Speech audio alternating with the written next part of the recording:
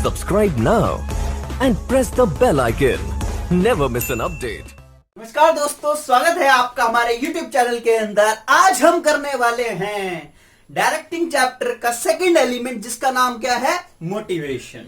ठीक है, पहला और तीसरा एलिमेंट सुपरविजन एंड लीडरशिप, जिसको हम प्रीवियस वीडियो के अंदर कवर अप कर चुके हैं। ठीक है, तो आज हम बात करने वाले हैं मोटिवेशन, जिसमें हम बात करेंगे उसके मीनिंग की, उसके फीचर्स की, उसके इंपॉर्टेंसेस की, मैस्लो हायरार्की, उसकी एजम्पशन क्या है, उसका प्रोसेस क्या है और उसके इंसेंटिव्स के बारे में बात करेंगे।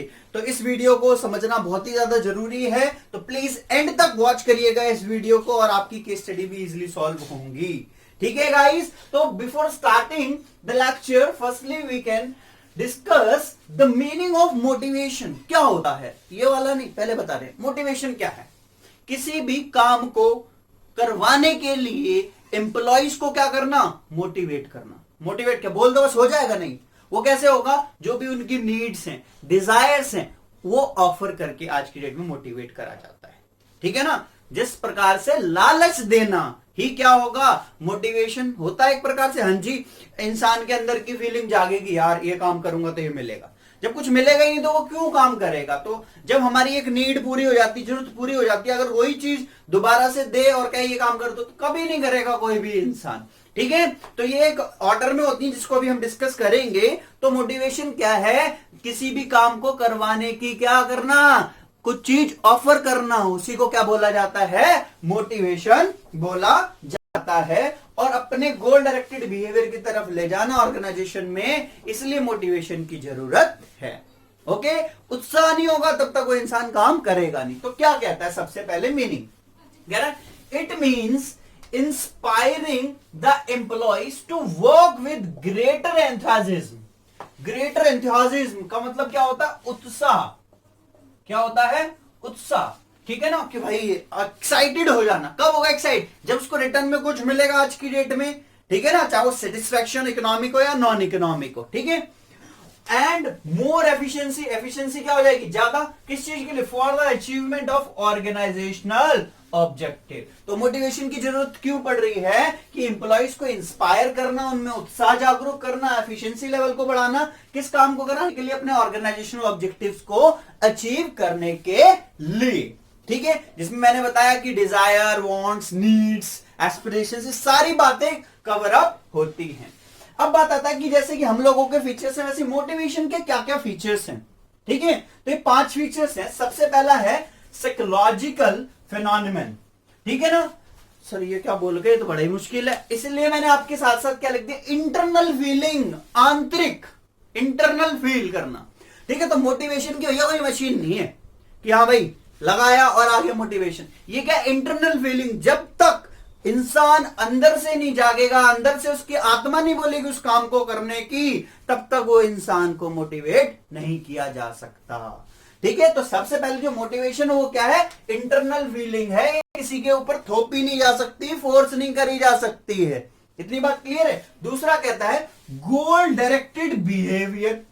कह रहा गोल डायरेक्टेड बिहेवियर, अगर इंसान को मोटिवेट कर दें, एम्प्लॉइज को मोटिवेट कर दें एक ऑर्गेनाइजेशन के अंदर, तो जो भी हमने गोल सेट करे हैं, चाहे वो अपना सोचे या फिर ऑर्गेनाइजेशन का, तो हम उसकी तरफ ले जाएंगे। तो गोल डायरेक्टेड बिहेवियर कैसा हो जाता है? गोल डायरेक्टेड किसकी? टुवर्ड्स गोल्स की तरफ। किसकी तरफ? गोल्स, जो हमने सोचा है, जो हमें करना है। ये कब पॉसिबल होगा? जब वो इंसान मोटिवेट होगा, उस काम को करने के लिए उत्साहित होगा, एफिशिएंसी लेवल को बढ़ाएगा, आंतरिक सोच आएगी, अंदर की फीलिंग आएगी। तो सबसे पहले साइकोलॉजिकल फेनोमेनन, जिसको इंटरनल फीलिंग याद रखना है। दूसरा गोल डायरेक्टेड बिहेवियर होता है। तीसरा कह रहा है it can be both. Both मतलब दोनों, पॉजिटिव भी और नेगेटिव भी। Positive and negative. पॉजिटिव कैसे? इंसान को पॉजिटिव तरीके से भी, मतलब सीधी उंगली और टेढ़ी उंगली दोनों तरीके से काम करवाया जा सकता है। पहले इंसान को प्यार से बोलना कि भैया ये मिलेगा, काम कर लो। ठीक है, जिस लाइक का प्रमोशन दे देना, एक्स्ट्रा कुछ मिल जाना, उसको क्या बोलेंगे? पॉजिटिव। ठीक है, अगर नहीं सुधर रहा तो फिर नेगेटिव, या तो मार से फिर। ठीक है ना, मारा तो जा नहीं सकता, पनिशमेंट कर देना, पेनल्टी लगा देना, या फिर डिमोशन की धमकियां दे देना। इस प्रकार से क्या होता है? नेगेटिव। जैसे घर में बच्चे होते हैं ना, लालच दिया जाता है उनको किसी चीज के लिए, भैया ये मिलेगा तेरे को, ये काम कर दे। नहीं मानते तो फिर कहते हैं पिटाई लगेगी अगर नहीं करोगे तो। ठीक है, तो ये दोनों है, पॉजिटिव भी और नेगेटिव भी है। अगला कहते हैं ये कॉम्प्लेक्स प्रोसेस है। सही बात है।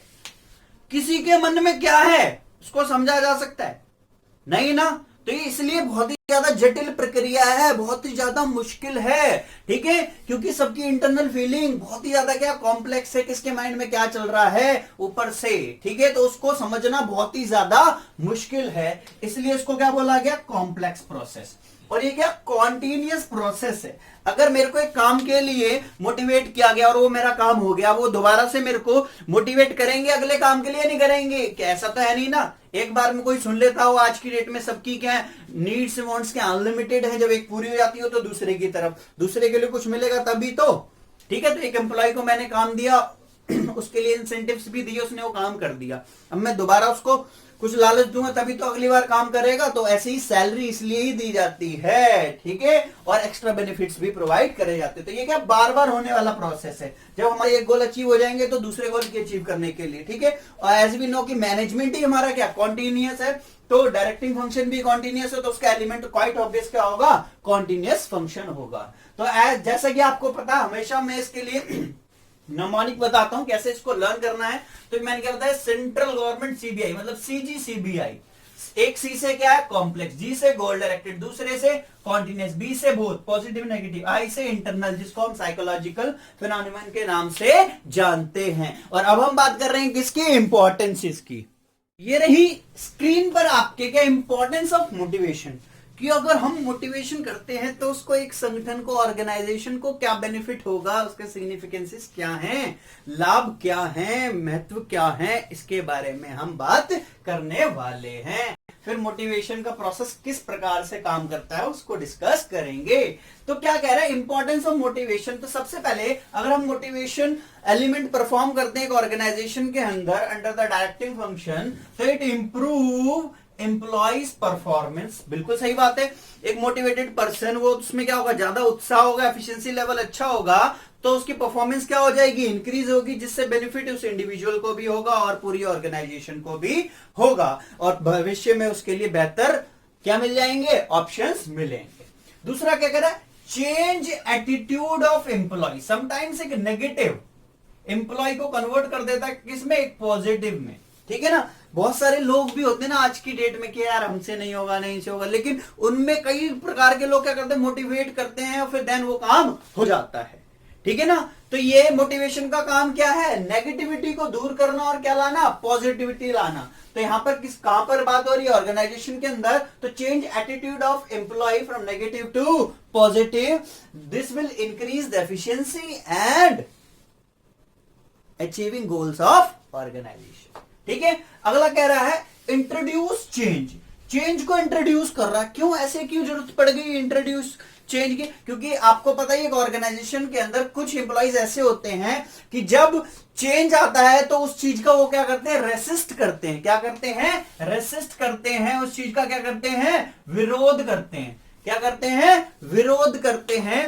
तो जिसके कारण हमें क्या करना पड़ता है, उनको मोटिवेट करना पड़ता है कि ये चीज आपकी भलाई में ही है, आप नए स्किल सीखोगे, नई चीजें आएंगी तो आप क्या होगे, फ्यूचर में बढ़िया ही काम करोगे, अपना सैलरी वगैरह ही इंक्रीज करवाओगे। तो ये इंट्रोड्यूस चेंज को क्या कर देता है, इंट्रोड्यूस, ठीक है। अगला कह रहा है रिड्यूस एम्प्लॉइज टर्नओवर। अब एक ऑर्गेनाइजेशन के अंदर 100 लोग काम कर रहे हैं, लेकिन उनमें इतनी क्या कहते हैं, लेजीनेस है ना, आलसी इतने है ना वो, ठीक है, तो काम करके ही राजी नहीं, 100 होने के बावजूद। और एक ऑर्गेनाइजेशन में 40 लोग ही काम करते हैं, बट उनके पास ग्रेटर एंथुसियाज्म है, वो अच्छे उत्साह के साथ, पॉजिटिविटी एनर्जी के साथ काम करते हैं, क्योंकि उन 40 के ऊपर 2-4 लोग ऐसे हैं जो उनको क्या करते हैं, मोटिवेट करते हैं, ठीक है। तो किस चीज में हेल्प कर देता है, तो जो एम्प्लॉय की टर्नओवर होती है, मतलब जो कॉस्ट है, लेबर कॉस्ट है, ठीक है ना, लेबर कॉस्ट को क्या कर देता है, ये रिड्यूस कर देता है। क्या कर देता है, रिड्यूस एम्प्लॉइज टर्नओवर, मतलब कॉस्ट है, ठीक है। अगला कह रहा है लास्ट अचीविंग ऑर्गेनाइजेशनल ऑब्जेक्टिव। जब हर एक काम एकदम पर्टिकुलर मैनर में होगा, डिजाइन मैनर में होगा, तो ऑर्गेनाइजेशनल गोल्स क्या होंगे, इजिली अचीव हो पाएंगे। तो क्या कह रहा है, improve employees performance, change attitude of employees, introduce change, reduce employees turnover, achieving organisational objective. I hope कि ये दोनों ही बातें बड़ी आराम से समझ में आई होंगी, फीचर्स हो या फिर इंपॉर्टेंस हो। अब बात करें प्रोसेस ऑफ मोटिवेशन। आज के डेट में हर एक चीज का क्या क्रोनोलॉजी है, सीक्वेंस है, तो उसी को क्या बोला गया, प्रोसेस। अब जो ये मोटिवेशन है वो किसके ऊपर बेस्ड होता है, ह्यूमन नीड्स के ऊपर, मानव की नीड्स के ऊपर। तो सबसे पहली बात किसकी क्या कह रहा है, बेस्ड ऑन ह्यूमन नीड्स। क्या चीज, जो प्रोसेस है मोटिवेशन का, ये किसके ऊपर बेस्ड है, ह्यूमन, मानव की जरूरतों के ऊपर, ठीक है ना। तो सबसे पहले इंसान क्या होता है, एक अगर अनसेटिस्फाइड पर्सन है, क्या है, अनसेटिस्फाइड, वो मतलब खुश नहीं है, ठीक है ना, अनसेटिस्फाइड नीड है, जो चाहता था वो नहीं है, उससे क्या क्रिएट होगा, उसके अंदर टेंशन होगी कि क्या करूं क्या करूं क्या करूं, भाई टेंशन हो रही है ना, टेंशन होगी तो डिराइव जनरेट हो रहा है, अब वो इधर उधर भाई भटकेगा, डिराइव होएगा। अब डिराइव करेगा तो कहीं ना कहीं क्या जनरेट होगा, सर्च बिहेवियर, सोचेगा, ढूंढेगा, बिहेवियर आपको पता ही है ना। तो अनसेटिस्फाइड नीड्स थी, जिससे टेंशन हुई, टेंशन डिराइव करा, डिराइव से सर्च बिहेवियर तक पहुंचा। जब हम किसी चीज को सर्च करेंगे तो कहीं ना कहीं उसका कुछ तो रिजल्ट मिलेगा, खाली हाथ पे हाथ रखने से कुछ काम होता है कि आज की डेट में नहीं है, एफर्ट्स लगाने पड़ते हैं तब काम होता है। तो जब सर्च बिहेवियर की तरफ जाएगा तो क्या होगा, सेटिस्फाइड नीड, जो नीड अनसेटिस्फाइड थी वो कन्वर्ट हो जाएगी किसमें, सेटिस्फाइड में। जहां पर सेटिस्फेक्शन मिली वहीं पर टेंशन क्या होने लगेगी, रिड्यूस, टेंशन क्या होने लगी, रिड्यूस। अब जैसे ही टेंशन खत्म होगी तो वो किस चीज के बारे में सोचेगा, अगली चीज के बारे में। तो किसकी तरफ जाएगा, डिटर्मिनेशन ऑफ फ्यूचर नीड, किसकी तरफ जाएगा, डिटर्मिनेशन ऑफ फ्यूचर नीड्स। एक नंबर में पूछ सकता है ये सारी बातों को। इतनी बात समझ में आई है। अब हम बात करने वाले हैं, जैसे मैनेजमेंट के बड़े बड़े भाई थिंकर्स हैं, हेनरी फ्योल हो गए, फ्रेडरिक विंस्लो टेलर है, तो ऐसे ही Abraham H Maslow, US psychologist हैं वो, ठीक है ना, उन्होंने भी मोटिवेशन के ऊपर क्या दिया, अपनी थ्योरी दी है, जिसको हम जानते हैं किसके लिए, Maslow need hierarchy motivation. Okay guys, तो आइए आप उसको डिस्कस करते हैं। तो ये रहा Maslow need hierarchy theory of motivation, ठीक है, जिसके अंदर हम बात करेंगे उसका theory of types of needs कैसी होती हैं और उसने क्या क्या एजम्पशंस, मान्यताएं रखी हैं, ठीक है गाइस। तो बड़े ध्यान से सुनिएगा, यहां से भी क्वेश्चंस बनते हैं हमारे। तो Maslow need hierarchy theory of motivation, hierarchy का बेसिकली मतलब क्या होता है, एक ऑर्डर, क्रम, ठीक है। तो सबसे पहले नीड्स कितनी प्रकार की होती है और किस कैसे कैसे होती है। सबसे पहली नीड जो होती है इंसान की, वो बेसिक फिजियोलॉजिकल नीड, जिसमें आता है फिजियोलॉजिकल में क्या, रोटी कपड़ा मकान। सबसे पहले इंसान किस चीज के चक्कर में पड़ता है, रोटी पानी कपड़ा और घर। तो किसमें आएंगी सारी बातें, रोटी कपड़ा मकान, इसके अंदर। जब ये पूरी हो जाती है इंसान फिर किसकी तरफ जाता है, safety and security need. Safety चाहता है, सेफ्टी कैसे, कि भाई एक जॉब हो, ठीक है ना, शरीर के एक्सीडेंट वगैरह इन सारी चीजों से बचना। और क्या कह रहा, सोशल में क्या बात आ जाएगी, ओल्ड एज, रिटायरमेंट, ये सारी बातें। तो इसमें तीन बातें मैंने बोली, physical, economic and social. Physical में क्या भैया, किसी एक्सीडेंट वगैरह से बचना, आग वगैरह इन सारी चीजों से, इसके बारे में सोचना। इकोनॉमिक, प्रोफेशन या फिर जो भी उसकी जॉब वगैरह हो। सोशल का मतलब बेसिकली क्या है कि जो फ्यूचर की बात कह रहा है कि भाई कैसे ओल्ड एज हमारी होगी, रिटायरमेंट होगा, उसके बारे में सोचता है, ठीक है। जब ये पूरी हो जाती है तब आगे बढ़ता है किसकी तरफ, एफिलिएशन या फिर बिलोंगिंगनेस नीड। हर एक इंसान क्या चाहता है, फ्रेंडशिप हो, लव हो, अफेक्शन हो, सोशल एक्सेप्टेंस हो, ठीक है ना भाई। ये दोनों पूरी हो जाने के बाद ये चाहेगा social acceptance, love, affection, friendship, ये सारी बातें। ये हो जाने के बाद आती है हमारी एस्टीम नीड। एस्टीम नीड क्या होती है, स्टेटस, सेल्फ रिस्पेक्ट, ठीक है ना, एक प्रेस्टीज हो एक सोसाइटी के अंदर। पहले तो रोटी कपड़े मकान के बारे में सोचता है, फिर जॉब, फिजिकल और सोशल, फिर एफिलिएशन, बिलोंगिंग्स, लव, अफेक्शन, ठीक है। देन एस्टीम नीड, स्टेटस की बात आ जाती है यहां पर। किसकी बात, स्टेटस, सेल्फ रिस्पेक्ट, ठीक है ना, एक प्रेस्टीज हो, इज्जत हो, गुडविल भी कह सकते हो। फिर लास्ट आता है सेल्फ एक्चुअलाइजेशन नीड। क्या आता है, सेल्फ एक्चुअलाइजेशन नीड। तो जब ये पिछली चार पूरी हो जाती हैं देन मूव ऑन करता है किसकी तरफ, सेल्फ की आत्मसंतुष्टि। लगता है आज की डेट में इंसान को क्या चाहिए, यही, पहले रोटी कपड़ा मकान हो, फिर भाई जॉब हो, ठीक है, एक्सीडेंट वगैरह इन सारी चीजों के बारे में, ओल्ड एज के बारे में सोचता है, फिर फ्रेंडशिप लोगों से, ठीक है, फिर उसमें स्टेटस हो, जब सब मिल जाता है, इसके अलावा क्या चाहिए इंसान को? कुछ भी नहीं। तो ये टाइप्स ऑफ नीड्स बताइए कि जरूरतें कैसी कैसी हो सकती हैं। तो आप इसको एक पिरामिड ट्रायंगल के फॉर्म में भी बना सकते हैं। तो सबसे पहला नीचे लिखना है आपको क्या? बेसिक फिजियोलॉजिकल नीड, दूसरा safety and security, affiliation and belongingness, esteem need and self actualisation need. लेकिन इन्हीं बातों को ध्यान में रख के उसने कुछ एजम्पशन भी बोली। किसने? अब्राहम मैस्लो, ठीक है ना, यूएस, ठीक है ना, साइकोलॉजिस्ट हैं। इसके ऊपर उन्होंने बहुत अच्छी बातें कह रखी। तो एजम्पशन क्या है, मान्यताएं क्या है? सबसे पहली बात बोल रहा है कि जो ह्यूमन का बिहेवियर है, ठीक है ना, वो किसके ऊपर होता है? नीड्स के ऊपर, ठीक है ना, बेस्ड ऑन जो ह्यूमन की नीड्स हैं, ठीक है ना, वो किसके ऊपर? बेस्ड ऑन ह्यूमन बिहेवियर, ठीक है। दूसरा कहता है जो जरूरतें हैं, नीड्स हैं, आर इन हिरारिकल ऑर्डर, वो एक क्रम अनुसार होती है, पहली फिर दूसरी, जैसे ही आप देख सकते हैं, पहली दूसरी तीसरी चौथी पांचवी, ठीक है।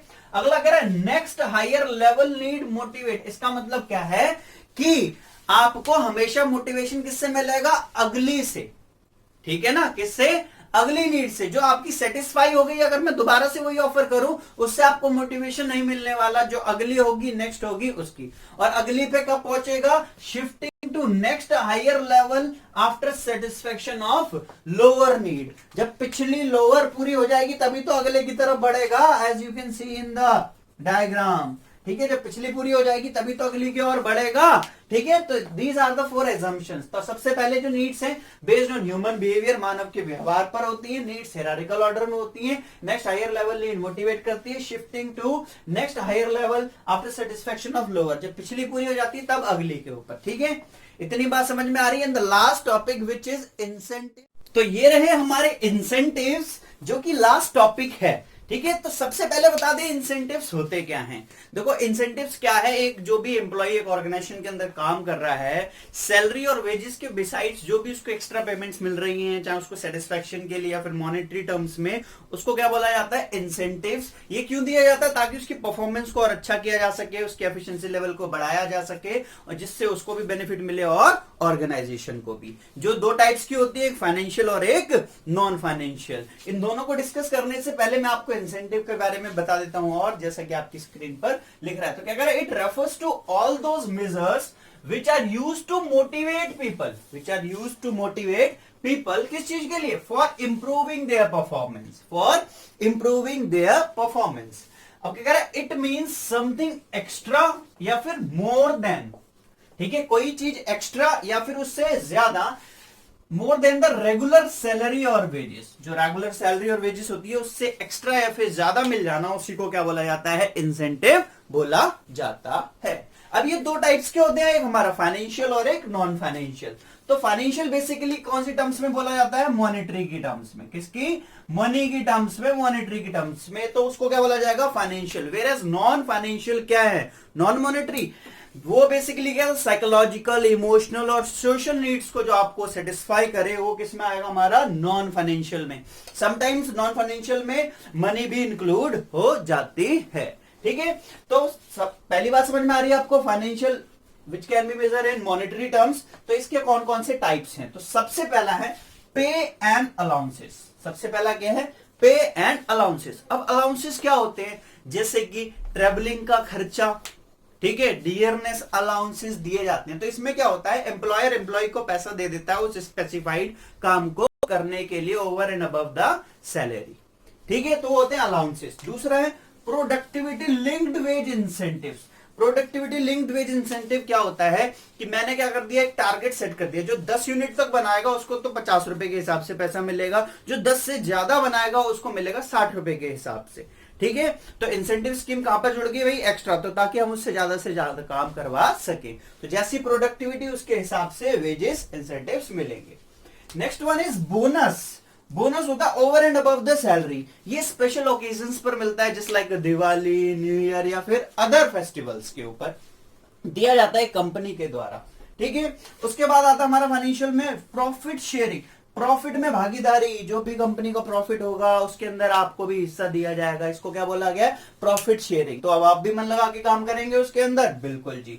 अगला है को पार्टनरशिप या स्टॉक ऑप्शंस। इसके अंदर क्या करे जाते हैं, जो हमारे एम्प्लॉयज होते हैं उनको शेयर्स ऑफर किए जाते हैं मार्केट प्राइस से लोअर वैल्यू पर। तो भैया फायदा है कि नहीं है इसमें, जो मार्केट प्राइस है उसके कंपैरिजन सस्ते दामों पर शेयर्स दिए जाते हैं एम्प्लॉइज को, उसको बोला जाता है क्या, को पार्टनरशिप या फिर stock option. The next one is retirement benefit.